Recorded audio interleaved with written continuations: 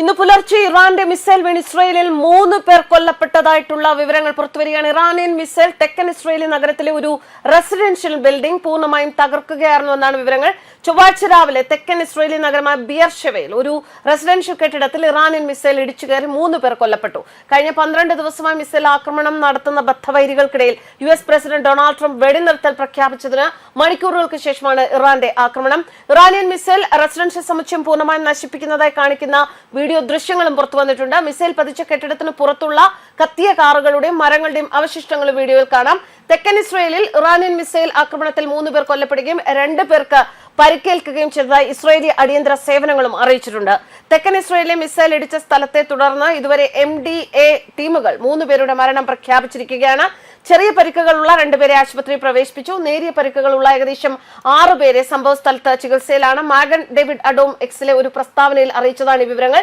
Middle ഈസ്റ്റിലെ 2 ശത്രുക്കൾ തമ്മിലുള്ള വെടിനിർത്തൽ ആരംഭിക്കുമെന്ന് പ്രതീക്ഷിക്കുന്നതിന് നിമിഷങ്ങൾക്ക് മുൻപ് ടെഹ്റാൻ ഇസ്രയേലിന് നേരെ പുതിയ മിസൈൽ ആക്രമണം നടത്തിയതായിട്ടാണ് ഇറാനിയൻ സ്റ്റേറ്റ് മീഡിയ ഇറിബ് റിപ്പോർട്ട് ചെയ്തിരിക്കുന്നത്. ഇറാനിൽ നിന്ന് ഇസ്രയേലിന് നേരെ 4ാമത്തെ മിസൈൽ ആക്രമണം. ഇറിബ് ടെലിഗ്രാമിൽ ഇങ്ങനെ പോസ്റ്റ് ചെയ്തിരിക്കുന്നു. ആണവ സൈനിക കേന്ദ്രങ്ങൾ ലക്ഷ്യമിട്ട് ജൂൺ 13-ന് ഇറാനെതിരെ ഇസ്രയേൽ അപ്രതീക്ഷിത ആക്രമണങ്ങൾ നടത്തിയത് മൂലം എതിരാളികൾ മിസൈൽ വെടിവെപ്പ് നടത്തിക്കൊണ്ടിരുന്നു. ഇത് ഒരു വലിയ പ്രാദേശിക സംഘർഷത്തെക്കുറിച്ച് മുന്നറിയിപ്പ് നൽകാൻ ഡൊണാൾഡ് ട്രംപിനെ പ്രേരിപ്പിക്കുകയായിരുന്നു. നേരത്തെ ആക്രമണത്തിന്റെ കൃത്യമായ സമയം വ്യക്തമാക്കാതെ കുറച്ചു മുൻപ് വിക്ഷേപിച്ച ഇറാനിയൻ മിസൈലുകൾ തടയാൻ പ്രവർത്തിക്കുന്നുണ്ട് എന്നാണ് ഇസ്രയേൽ സൈന്യം അറിയിച്ചത്.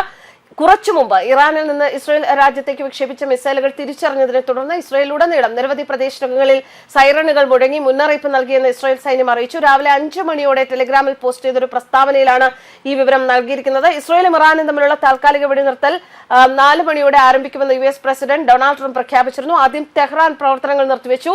സംഘർഷം അവസാനിപ്പിക്കുന്നതിനെ കുറിച്ച് പക്ഷേ ഇസ്രയേലിൽ നിന്ന് സ്ഥിരീകരണം ഉടനടി ലഭിച്ചിട്ടില്ലെങ്കിലും ഇസ്രയേൽ ആക്രമണം നിർത്തിയാൽ ടെഹ്റാൻ ആക്രമണം തുടരാൻ ഉദ്ദേശിക്കുന്നില്ല എന്ന് ഇറാൻ വ്യക്തമാക്കിയിട്ടുണ്ട്.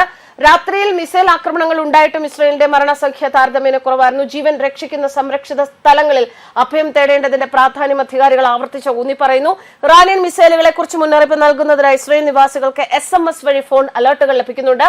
പലപ്പോഴും അതിരാവിലെ ഇതിനെ തുടർന്ന് ഓവർഹെഡ് വ്യോമാക്രമണ സൈറണുകളുടെ അലർച്ച കേൾക്കാറുണ്ട്. വീടുകൾക്ക് ഏറ്റവും അടുത്തുള്ള സുരക്ഷിത ഷെൽട്ടറുകളിലേക്ക് ഓടാൻ മുന്നറിയിപ്പുകൾ നൽകുന്നുണ്ട്.